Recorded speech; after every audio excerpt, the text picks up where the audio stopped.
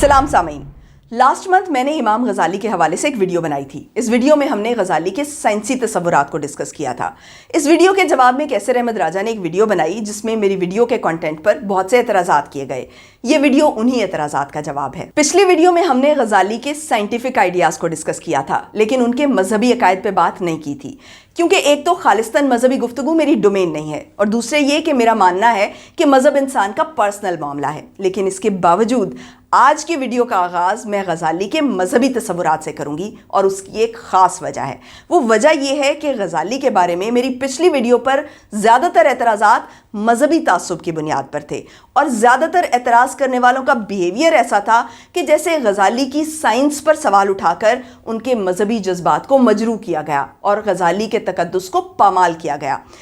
इस वीडियो का आगाज़ मैं गजाली के मजहबी तसव्वुरात से कर रही हूँ ताकि गजाली से इश्क करने वालों को समझाया जा सके कि इमाम गजाली तकद्दुस के उस दायरे में नहीं आते जो मजहब की आला तरीन शख्सियात के लिए मखसूस है। पिछली वीडियो में मैंने आपको बताया था कि मुअज्जिज़ात की साइंस के बारे में गजाली का मौक़िफ़ बहुत अनोखा था, लेकिन सिर्फ साइंस ही नहीं बल्कि तौहीद और अल्लाह की ज़ात को लेकर भी गजाली का मौक़िफ़ बहुत अनोखा है। मिसाल के तौर पर गजाली कलिमा तैयबा यानी ला इलाहा इल्लल्लाह को आम लोगों का कलिमा करार देते हैं, जो उनके जैसे ख़ास लोगों के लिए काफ़ी नहीं है। लिहाजा अपने लिए वो एक अलग कलिमा तख्लीक करते हैं। गजाली लिखते हैं कि जो कलिमा तैयबा है यानी ला इलाहा इल्लल्लाह, ये आम अवाम की तौहीद है, लेकिन ख़ास लोगों की तौहीद ला हुआ इल्ला हुआ है। और सिर्फ यही नहीं बल्कि गजाली के नज़दीक अल्लाह, रहमान, रब और मालिक ये एक हस्ती के नाम नहीं है, बल्कि ये मुख्तलिफ हजरात हैं। गजाली लिखते हैं हज़रत इलाही हज़रत रहमान से अलग हैं और बादशाह और रब से भी अलग हैं। इसलिए अल्लाह ने हुक्म दिया है कि इन तमाम हजरात से पनाह मांगो, यानी जो सूरत अन्नास में हम पढ़ते हैं कुल आऊज़ु बिरब्बिन नास मलिक अन्नास, तो गजाली के नज़दीक इसका मतलब ये है कि हम लोगों के रब और लोगों के मालिक से पनाह मांगते हैं। बतौर दलील गजाली कहते हैं कि अगर अल्लाह और रहमान अलग अलग हस्ती ना होते तो एक हदीस में यूं ना कहा जाता कि अल्लाह ने आदम को रहमान की सूरत पे पैदा किया है, बल्कि यूं कहा जाता कि अल्लाह ने आदम को अपनी सूरत पर पैदा किया है। अल्लाह के हवाले से इन ख्यालात का इजहार गजाली ने अपनी किताब मिशकातुल अनवार में किया है। ताहम किताब के मुतरजिम मौलाना हबीबुर रहमान कंधालवी ने किताब के हवाशी में गजाली के इन ख्यालात पर कड़ी तनकीद की है। उनका कहना है कि गजाली ने सूरत अन्नास का गलत तर्जमा किया है, क्योंकि इस सूरत में यह हुक्म नहीं है कि आप नऊजुबिल्लाह रब, मालिक और इलाह से पनाह मांगें, बल्कि हुक्म यह है कि खन्नास के वसवसों से पनाह मांगी जाए और ये पनाह लोगों के रब, मालिक और इलाह के जरिए मांगी जाए, जो एक ही ज़ात के सिफाती नाम है। कंधालवी कहते हैं कि अगर गजाली की इस बात को तस्लीम कर लिया जाए कि रब, मालिक और रहमान अल्लाह के अलावा हैं, तो कुरान का तमाम मफहूम बदल जाएगा। गजाली का ये मौक़िफ़ कि ला इलाहा इल्लल्लाह आम लोगों का कलिमा है, इस पर भी मौलाना कंधालवी ने सख्त तनकीद की है। उनका कहना था कि गजाली का मौक़िफ़ अल्लाह के कलाम की सरीह तौहीन है, क्योंकि ला इलाहा इल्लल्लाह खुदा का कलाम है और खुदा के कलाम से ज़्यादा ख़ास कोई कलाम नहीं हो सकता। और फिर अल्लाह ने ख़ास व आम में कोई तफरीक नहीं की है, बल्कि जो हुक्म आम लोगों को दिया है वही रसूलों को भी दिया है। गजाली का कलमा ला हुआ इल्ला हुआ न सिर्फ ये कि शरीयत से कहीं साबित नहीं, बल्कि ये लाइन ग्रामेटिकली भी गलत है। इमाम गजाली के ये अकायद शरीयत से इस हद तक मुतसादिम हैं कि किताब के प्रेफेस में मौलाना अब्दुल कुद्दूस हाशमी पढ़ने वालों को नसीहत करते हैं कि गजाली के फ़लसफ़ियाना और सूफियाना मसाइल को अपने अकीदे और अमल का हिस्सा मत बनाएं।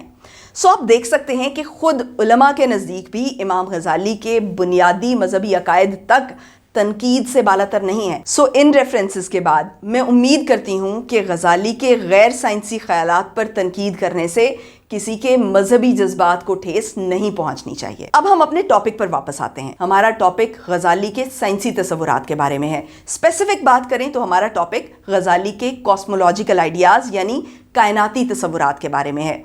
इन तसव्वुरात को गजाली ने खुद अपनी किताब तहाफ़तुल फ़िलासफ़ा के 17वें मसले में तफसील से बयान किया है। ये चैप्टर दरअसल एक डिबेट के अंदाज में है। डिबेट में एक तरफ गजाली हैं और दूसरी तरफ फ़लसफ़ी यानी इब्न सीना और अल-फ़ाराबी। इस डिबेट के इख्तिलाफी पॉइंट्स ये हैं कि अल्लाह ताला इस कायनात को किस अंदाज से चला रहा है, इस कायनात में कॉज़ैलिटी की हकीकत क्या है और ये कि मोजज़ों का मैकेनिज़्म क्या है। इस हवाले से गजाली इस चैप्टर में अपना पॉइंट ऑफ व्यू भी बताते हैं और फलसफियों का भी, और ये तमाम डिबेट डायलॉग या मुनाजरे के अंदाज में लिखी गई है, जिसकी अंडरस्टैंडिंग में किसी भी कंफ्यूजन के पैदा होने का इम्कान बहुत ही कम है।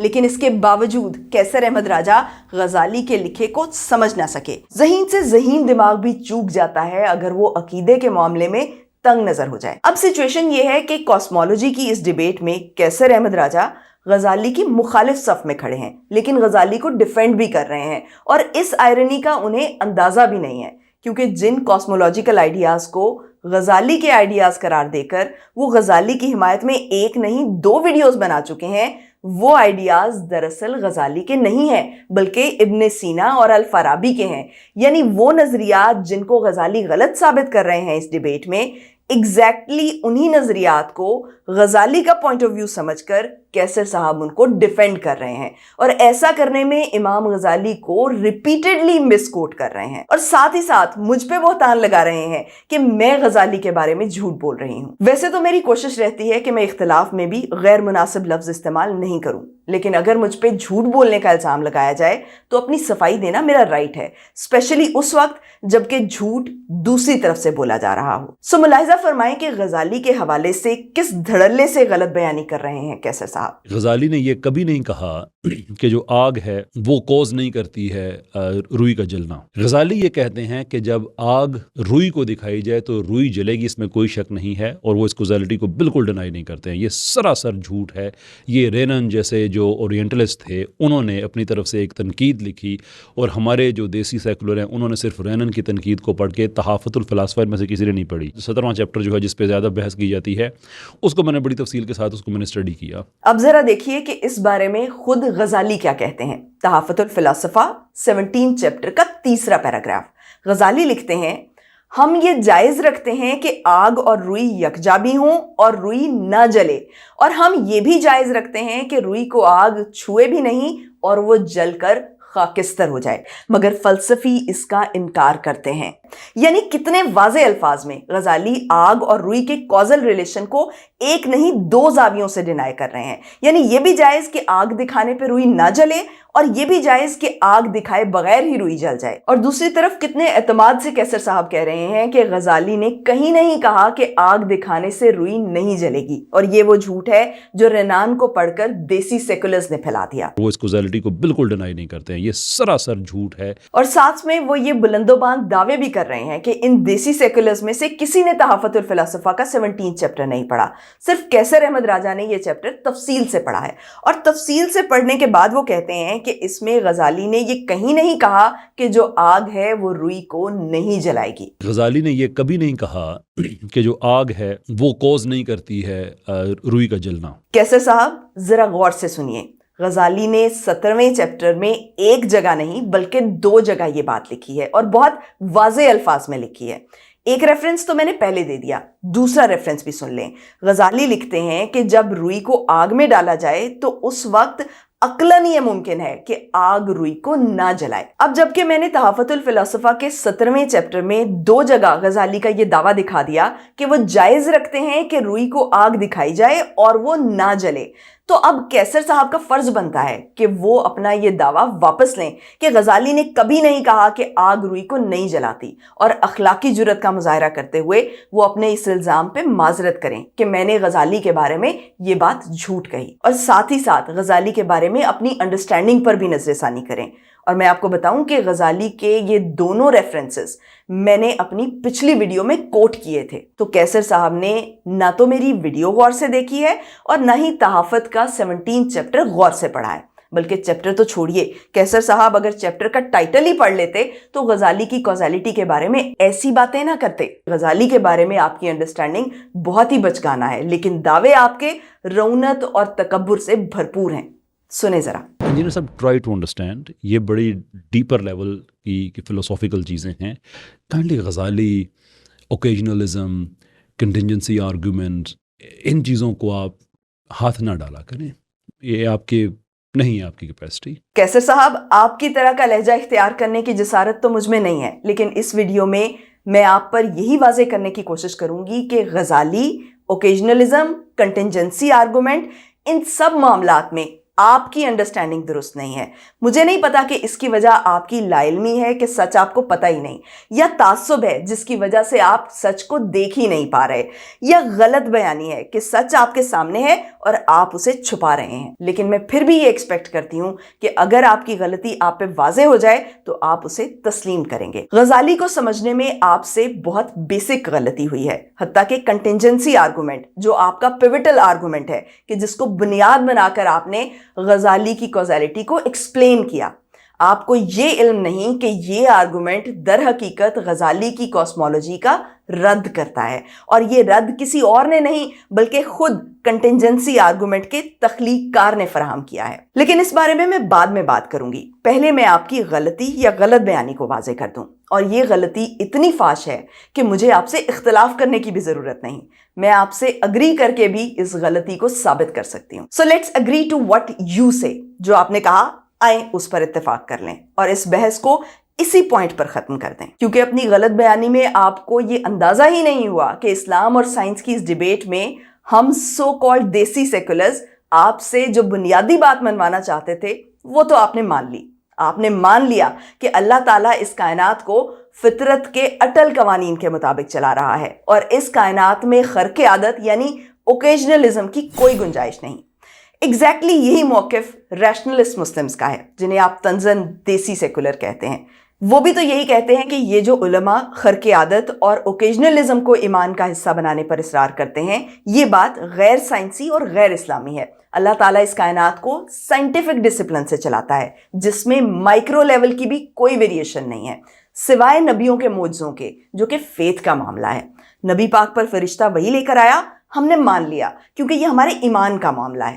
لیکن اگر کوئی عام انسان اس خرق عادت کو جنرل سائنس بنا کے یہ دعویٰ کرے کہ اس پہ بھی فرشتے نازل ہوتے ہیں یا وہ بھی مردوں کو زندہ کر سکتا ہے, تو یہ سائنس غلط ہے. سو اس خرق عادت کی کائنات کو اگر کیسر صاحب ریجیکٹ کرتے ہیں تو اسلام اور سائنس کی بحث میں وہ روایتی علماء کے خلاف ہمارے ساتھ کھڑے ہیں, کیونکہ روایتی علماء کا عقیدہ اس معاملے میں بالکل الٹ ہے. خرق عادت اور اوکیجنلزم ان کے ایمان کا حصہ ہے, اور وہ سیکنڈری کوزیلٹی کو شرک سمجھتے ہیں.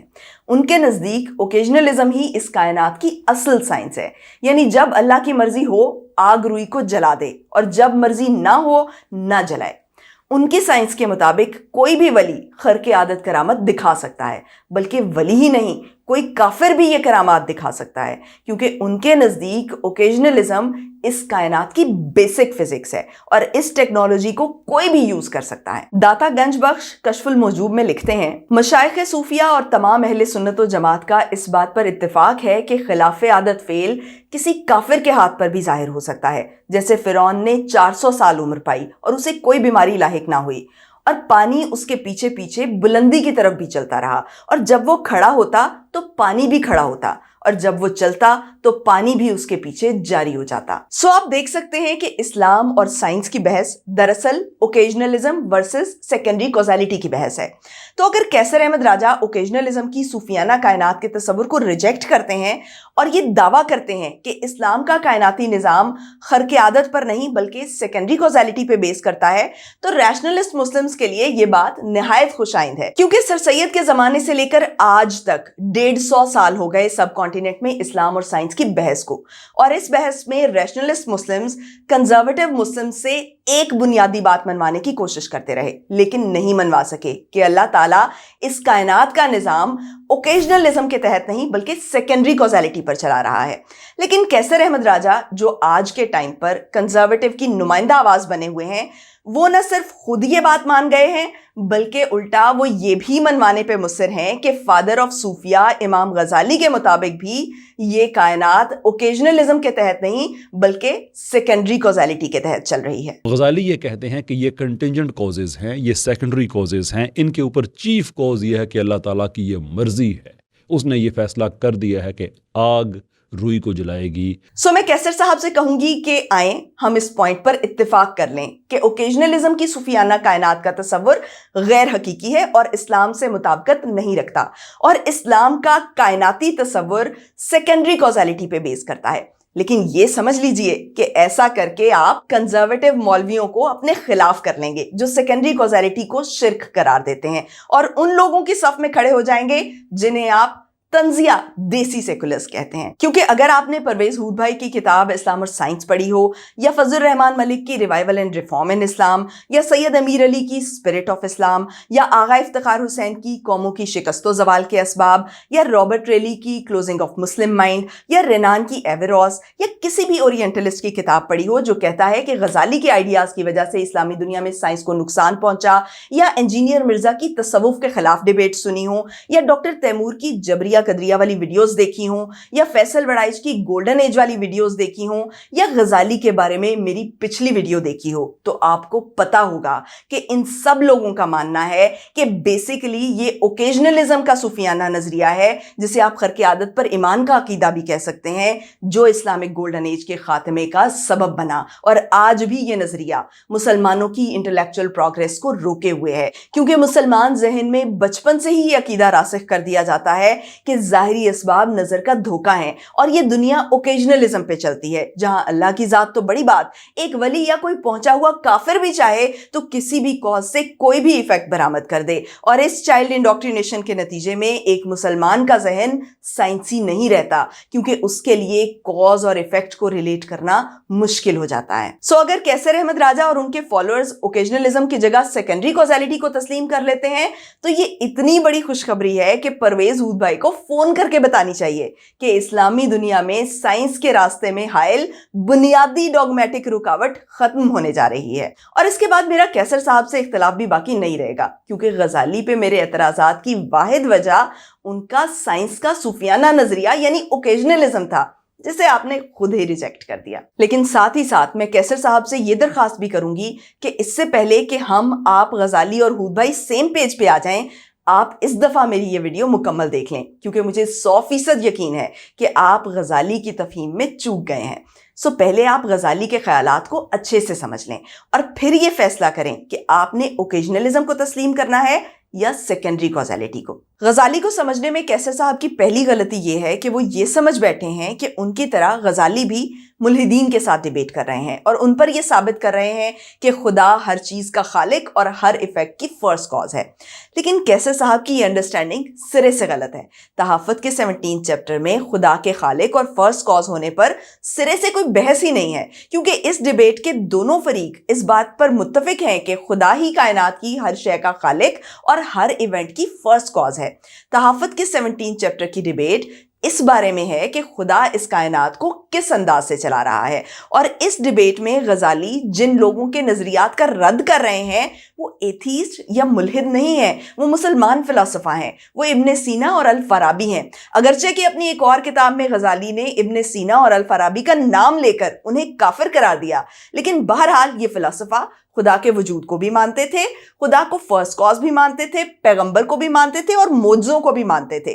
फिलासफा के इन अकायद का तज़किरा गजाली ने खुद इसी चैप्टर में कई जगह किया है, और बहुत ज़रूरी है कि इन रेफरेंसेस को एक नज़र देख लिया जाए ताकि आप ये समझ सकें कि ये डिबेट मुसलमानों के बीच की डिबेट है। गजाली लिखते हैं, तुम्हारे यानी फलसफियों के अपने लॉजिक के मुताबिक तुम नबी के लिए खिलाफ आदत एक खासियत यानी मोजे को जायज़ रखते हो और इसको सिर्फ नबी के लिए मुख्तस समझते हो। फिर ये देखिए, गजाली लिखते हैं, एक आम आदमी भी अगर अपने नफ्स को तरक्की देता जाए तो आखिरकार वो बातें भी जान लेगा जिनकी आगाही सिर्फ अंबिया को हासिल होती है और जिसके इम्कान का फलसफी भी एतराफ़ करते हैं, यानी फलसफी भी मानते हैं कि नबियों के पास स्पेशल नॉलेज होता है। फिर ये देखिए, फलसफियों की तरफ से गजाली क्या लिख रहे हैं, हम फिलोसोफर्स तुम्हारे यानी गजाली के इस ख्याल की तायीद करते हैं कि हर मुमकिन अल्लाह ताला की ताकत से ही मुमकिन होता है, तो तुम्हें यानी गजाली को भी हमारे इस ख्याल की तायीद करनी चाहिए कि अल्लाह हर नामुमकिन को मुमकिन नहीं बनाता। सो पहली बात तो कैसर अहमद राजा को यह समझ लेनी चाहिए कि कॉस्मोलॉजी की ये डिबेट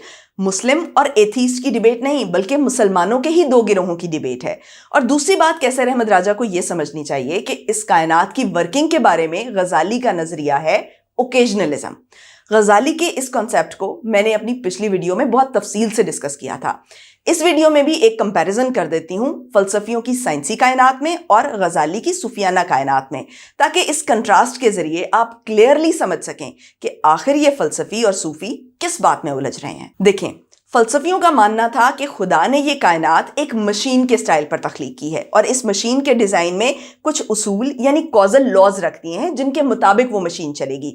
یہ بالکل ایسے ہے جیسے گھڑی ساز گھڑی بناتا ہے کہ جب ایک دفعہ گھڑی بن گئی تو اس کی سوئیاں گھڑی ساز کے پلان کے مطابق آٹومیٹکلی چلیں گی، اور ایسا نہیں ہوگا کہ گھڑی ساز گھڑی کی سوئیوں کو ہاتھ سے پکڑ کر گھما رہا ہو۔ یعنی فلسفیوں کے مطابق خدا کی تخلیق کردہ یہ کائنات ایک intelligently designed fine tuned automatic machine ہے۔ اس کائنات کی فرسٹ کاز خدا ہی ہے، جس کا مطلب یہ ہے کہ خدا ہی اس کائنات کا خالق ہے اور خدا ہی ان قوانین کا خالق ہے جن کے مطابق اب یہ کائنات چلے گی۔ ان قوانین کو ہم سیکنڈری کازز یعنی ثانوی اسباب کہتے ہیں۔ یہ ثانوی اسباب کائنات کے نظام کو ایک لگے بندھے ڈسپلن کے تحت چلاتے ہیں۔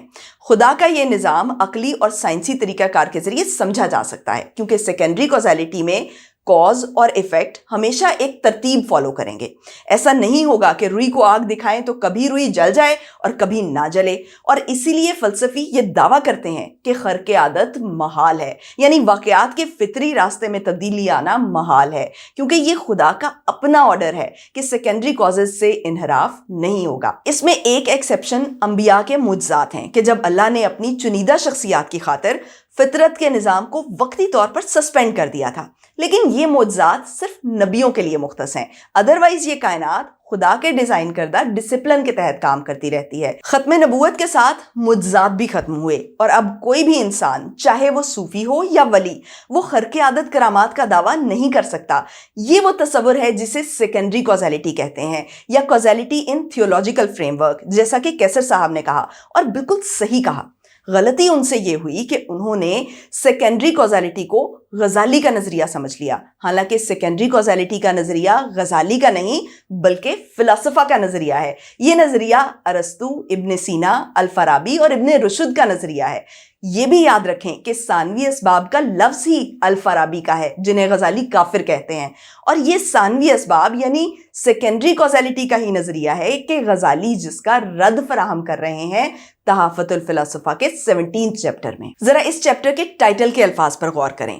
عربک میں غزالی نے اس چیپٹر کا ٹائٹل یہ رکھا تھا، المثال السابع عشر في أبطال قولهم باستحال خرق العادات، یعنی فلسفیوں کے اس قول کے رد میں کہ خرق عادت محال ہے۔ اسی ٹائٹل کا اردو ترجمہ شبلی نعمانی یوں کرتے ہیں، خرق عادت کا انکار باطل ہے۔ کیسر صاحب ذرا غور کیجئے اس ٹائٹل پر۔ اس چیپٹر میں غزالی کیا ثابت کر رہے ہیں؟ کیا بتا رہا ہے یہ ٹائٹل؟ خرق عادت کا انکار باطل ہے، اوکیجنلزم کا انکار باطل ہے، اولیاء کی کرامات کا انکار اسلام کے خلاف ہے۔ ایون فرعون کی خرق عادت کرامات کا انکار نہیں کیا جا سکتا، کیونکہ فلسفیوں کا یہ سوچنا کہ نظام قدرت اللہ کی بنائی ہوئی کاز اور ایفیکٹ کی روٹین فالو کرے گا، یہ عقیدہ غلط ہے۔ خدا اس کائنات کو چمتکاری انداز سے چلا رہا ہے، یہ کہہ رہے ہیں غزالی۔ غزالی کی کائنات میں کازیلٹی کی کوئی حقیقت نہیں ہے، کیونکہ غزالی کے نزدیک کاز کے نتیجے میں ایفیکٹ کا پیدا ہونا سراسر خدا کی مرضی پر منحصر ہے۔ خدا چاہے تو نیچر کاز اینڈ ایفیکٹ کی یوزول روٹین فالو کرتی رہے، اور خدا چاہے تو کسی بھی کاز سے کوئی بھی ایفیکٹ پیدا ہو جائے۔ غزالی لکھتے ہیں کہ خدا چاہے تو کھانا کھائے بغیر ہی بھوک مٹ جائے، سر کٹے بغیر موت آ جائے، یا سر کٹنے کے باوجود انسان زندہ رہے۔ سیکنڈری کازیلٹی کا فلسفیانہ تصور غزالی کے نزدیک اسلامی عقائد سے مطابقت نہیں رکھتا۔ یہ عقیدہ کہ خدا کائنات کا صرف پہلا سبب تھا جس کے بعد سے کائنات کو ثانوی اسباب چلا رہے ہیں، غزالی کے نزدیک خدا کی شان میں کمی کرنے کے مترادف ہے، کیونکہ خدا اس کائنات کی فرسٹ کاز نہیں بلکہ اونلی کاز ہے۔ غزالی کے نزدیک یہ کائنات گھڑی ساز کی آٹومیٹک گھڑی نہیں بلکہ فلم کی ایک ریل کی طرح ہے، جو فریم در فریم در فریم کا ایک سلسلہ ہے۔ اس ریل کا ہر فریم ایک لمحے کو ریپرزینٹ کرتا ہے، اور ہر فریم میں تمام کائنات کو نئے سرے سے تخلیق کیا جاتا ہے۔ یعنی جب اس کائنات میں ایک لمحہ ختم ہوتا ہے تو صرف وہ لمحہ ختم نہیں ہوتا بلکہ اس لمحے کے ساتھ ساری کائنات بھی ختم ہو جاتی ہے، اور پھر خدا اگلا لمحہ تخلیق کرتا ہے، اور اس لمحے میں کائنات کی ایک ایک چیز کو دوبارہ سے تخلیق کرتا ہے۔ اور خدا یہ تخلیق کسی سائنسی اصول کے تحت نہیں بلکہ اپنی آزاد مرضی کے تحت کرتا ہے۔ کیسر صاحب کائنات کے اس طرح کے تصور کو سیکنڈری کازیشن نہیں بلکہ اوکیجنلزم کہتے ہیں۔ اوکیجنلزم کے مطابق کائنات کا ہر واقعہ خدا کی مرضی اور مداخلت کا براہ راست نتیجہ ہوتا ہے، اور چونکہ معجزہ بھی خدا کی مرضی اور مداخلت کا اظہار ہے تو اس حساب سے اوکیجنلسٹ آئیڈیالوجی کے مطابق نیچر کا ہر واقعہ معجزاتی ہے اور ہر معجزہ نیچرل ہے، اور یہی وہ بات تھی جو میں نے پچھلی ویڈیو میں کہی تھی۔ کیسر صاحب کو یہاں ضرورت ہے کہ اول تو وہ سیکنڈری کازیلٹی کے تصور کو سمجھیں، اور دوسری ضرورت ہے کہ وہ غزالی کو کوٹ کرتے ہوئے ایمانداری کا مظاہرہ کریں، اور اگر وہ ایسا کریں تو انہیں صاف نظر آ جائے گا کہ تحافت الفلاسفہ کے 17 چیپٹر میں فلسفی سیکنڈری کازیشن کو سپورٹ کر رہے ہیں اور غزالی اوکیجنلزم کو۔ سادہ زبان میں اوکیجنلزم صوفیوں کی کائنات ہے، اور صوفیوں کی کائنات کیسی ہوتی ہے یہ سمجھنے کے لیے ہم پاکستانیوں کو کوئی کتاب بھی پڑھنے کی ضرورت نہیں، کیونکہ یہ تصورات ہماری چائلڈ انڈوکٹرینیشن کا حصہ ہیں۔ ہم بہت اچھی طرح سے سمجھتے ہیں کہ صوفیوں کی کرامتی کائنات میں فطرت کے قوانین اور کازیلٹی کی کیا اوقات ہے۔ یہاں جس کا دل چاہتا ہے وہ ہوا میں اڑتا ہے، پانی پہ چلتا ہے اور سورج کو قریب کر کے کھانا بناتا ہے۔ اور غزالی ایک صوفی تھے، اور وہ صوفی کیوں ہوئے اس کی وجہ بھی سپر نیچرل کرامات کا مشاہدہ تھا۔ اپنی آٹو بایوگرافی منقذ من الضلال میں غزالی خود اس کی تفصیل بتاتے ہیں۔ کہتے ہیں کہ انہوں نے سچ کی کھوج میں اس دور کے ہر فرقے کا تفصیلی مطالعہ کیا، لیکن اصل اطمینان انہیں تصوف میں حاصل ہوا، اور یہ اطمینان انہیں اس لیے حاصل ہوا کیونکہ وہ حالت بیداری میں فرشتوں کی اور انبیاء کی روحوں کی زیارت کرتے، ان کی آوازیں سنتے اور ان سے فیض حاصل کرتے۔ غزالی کے یہ دعوے کس حد تک درست ہیں اس بارے میں کیا کہا جا سکتا ہے، لیکن جو بات سائنٹیفک ایکوریسی کے ساتھ کہی جا سکتی ہے وہ یہ کہ تحافت الفلاسفہ کے 17ویں چیپٹر میں غزالی فلاسفہ کی سیکنڈری کازیلٹی کا رد پیش کر رہے ہیں اور معجزوں کے ڈاکٹرائن کے ذریعے اوکیجنلزم کو ثابت کر رہے ہیں۔ اوکیجنلزم کے نظریے کے اثرات ہمارے معاشرے پر انتہائی منفی اور تباہ کن ہیں۔ یہ مان لینا کہ خدا کی مرضی ہو تو کسی بھی کاز سے کوئی بھی ایفیکٹ برآمد ہو سکتا ہے، تو یہ عقیدہ لوگوں کے ذہن بند کر دیتا ہے۔ یہ چائلڈ انڈوکٹرینیشن نہ صرف سائنسی ترقی کی راہ روک دیتی ہے بلکہ جمہوریت کو بھی پروان نہیں چڑھنے دیتی اور دہشت گردی کو پروموٹ کرتی ہے۔ اس حوالے سے میں ایک ویڈیو میں الگ سے بات کروں گی، لیکن یہاں میں یہ ضرور کہوں گی کہ اس آئیڈیالوجی کے پیچھے کی ڈارک ریئلٹی کو سمجھیں۔ بظاہر آپ کو لگے گا کہ اوکیجنلزم کا مقصد خدا کو بے انتہا طاقتور اور قادر مطلق ثابت کرنا ہے، لیکن اندر کی بات یہ ہے کہ اس کاسمولوجی کا مقصد صوفیوں کی سپر پاورز کو منوانا ہے، بالکل ایسے جیسے اگر کوئی عامل یہ ثابت کرنے کی کوشش کرتا ہے کہ جنوں کا وجود برحق ہے تو اس کا اصل مقصد یہ ہوتا ہے کہ لوگ تسلیم کریں کہ اس کے قبضے میں جن ہے۔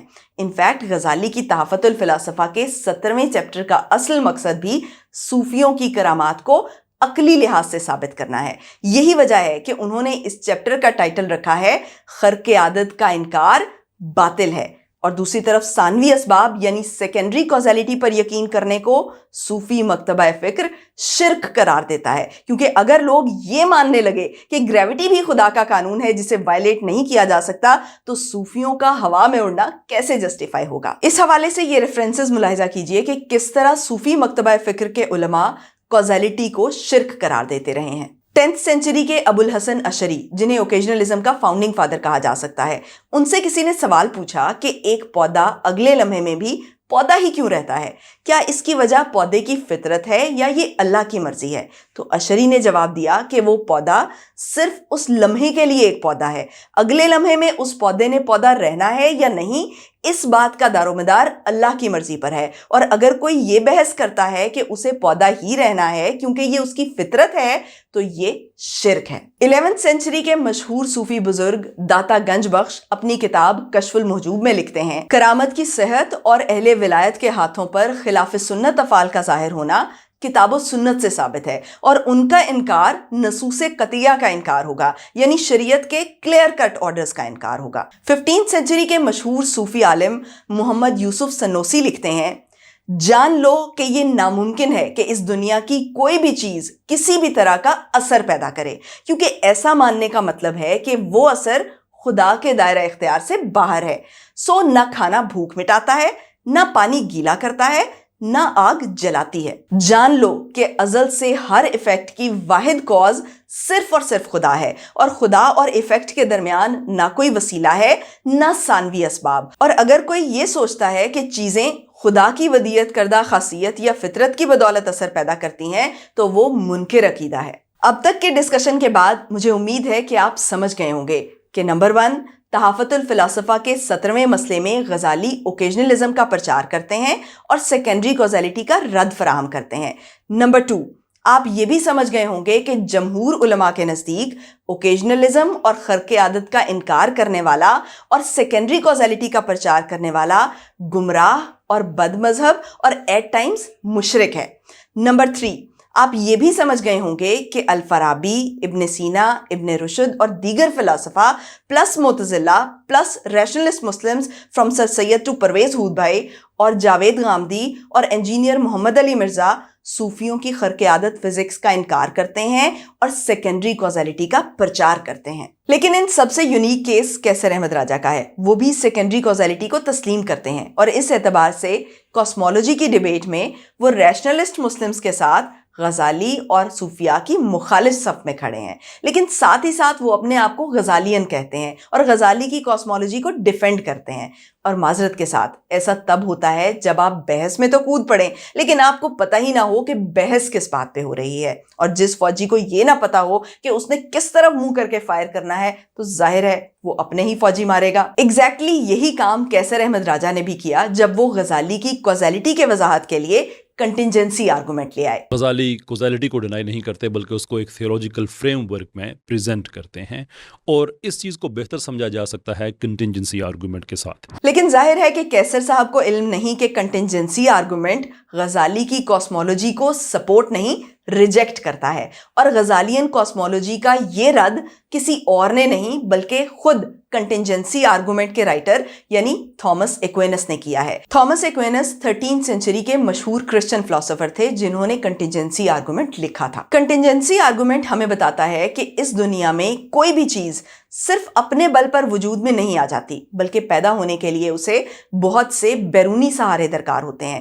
لیکن اگر دنیا میں ہر تخلیق بیرونی سہاروں پر ہی منحصر ہوتی تو پھر کائنات میں کوئی ایک بھی تخلیق ممکن نہیں ہوتی، کیونکہ تخلیق کے لیے ہمیں کم از کم ایک ایسی ہستی تو درکار ہے جس کا وجود کسی دوسری ہستی پہ منحصر نہ ہو، وہ نیسیسری بینگ خدا ہے۔ اب غور کرنے کی بات یہ ہے کہ کنٹینجنسی آرگومنٹ کائنات کا جو تصور پیش کرتا ہے وہ غزالی کی کائنات سے بالکل مختلف ہے، کیونکہ کنٹینجنسی آرگومنٹ سیکنڈری کازز کو مان کے چلتا ہے، یعنی ہم یہ مانتے ہیں کہ چیزوں کا وجود خدا کے علاوہ بہت سے سہاروں پر منحصر ہوتا ہے۔ ایک گندم کا خوشہ اپنے وجود کے لیے ہوا، پانی، ٹیمپریچر، بیج، مٹی، کھاد اور بہت سے سہاروں کا محتاج ہے۔ پھر ان سہاروں کو پیدا ہونے کے لیے اور سہاروں کی ضرورت ہے۔ بلا شبہ یہ سب سہارے ایک آخری سہارے یعنی خدا کی طرف اشارہ کرتے ہیں، لیکن ان سہاروں کا وجود یہ بھی ثابت کرتا ہے کہ اللہ تعالیٰ کائنات کا نظام براہ راست مداخلت سے نہیں بلکہ ثانوی اسباب کے ذریعے چلا رہا ہے۔ کنٹینجنسی آرگومنٹ کی کائنات ایک ریزنیبل کائنات ہے جس میں کاز اور ایفیکٹ کی کڑیاں واضح طور پر دیکھی جا سکتی ہیں، جن پر ایک سائنسی ذہن آنکھیں بند کر کے اعتبار کر سکتا ہے۔ اور یہ تصور غزالی کی صوفیانہ کائنات سے کیسے مختلف ہے، یہ موازنہ خود تھامس ایکوینس نے کیا ہے، اور آگ اور روئی کی مثال سے تو نہیں لیکن آگ اور لکڑی کی مثال سے کیا ہے۔ ایکوینس لکھتے ہیں، لکڑی کیوں جلتی ہے، اس سوال کا جواب اگر کوئی یوں دیتا ہے کہ خدا نے ایسا چاہا تو اس کا جواب مناسب ہوگا اگر اس جواب کا مقصد خدا کو اولین سبب قرار دینا ہے، لیکن یہ جواب نامناسب ہوگا اگر اس جواب کا مقصد ثانوی اسباب کا انکار کرنا ہے۔ یہ غلطی محمدن لاء کے ڈاکٹرز یعنی مسلمان علماء کرتے ہیں جو یہ سمجھتے ہیں کہ تمام چیزیں کسی استدلالی منصوبے کے بغیر خالصتاً اللہ کی مرضی کی پیروی کرتی ہیں، اور جن کی تعلیمات کے مطابق آگ گرم کرے گی یا ٹھنڈا کرے گی یہ صرف اللہ کی رضا پر منحصر ہے۔ सो आप देख सकते हैं कि गजाली के जहान में और एक्वेनस के जहान में जमीन आसमान का फर्क है। और कंटिंजेंसी आर्गुमेंट की एग्जांपल गजाली की कॉस्मोलॉजी को एक्सप्लेन नहीं करती बल्कि रिजेक्ट करती है। अब तक के डिस्कशन के बाद मुझे उम्मीद है कि कैसर अहमद राजा कायनात के हवाले से गजाली और फलसफियों के इख्तलाफ को बखूबी समझ गए होंगे। ताहम मुझे अंदाजा है कि गजाली को बजरिया गजाली समझने के बावजूद उनकी 3 कन्फ्यूजन अभी बाकी होंगी, क्योंकि उन्होंने गजाली को बजरिया गजाली नहीं बल्कि बजरिया गजालियन समझा था। इन यंगस्टर गजालियंस ने कैसर साहब को आधी अधूरी बात बता के मिसगाइड किया और गजाली की कॉज़ैलिटी के बारे में 4 मुतजाद और गलत बातें सिखाई। नंबर 1, गजाली कॉज़ैलिटी को मानते थे।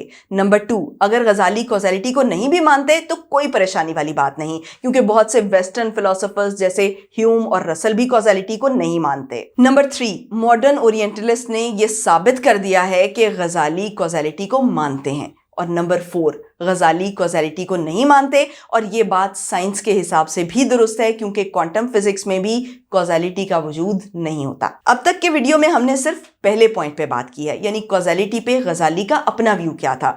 अगले 3 पॉइंट्स पे कैसर अहमद राजा की कंफ्यूजन का अजाला मैं अगली वीडियो में करूंगी, जो मैं इंशाल्लाह जल्द ही अपलोड करूंगी।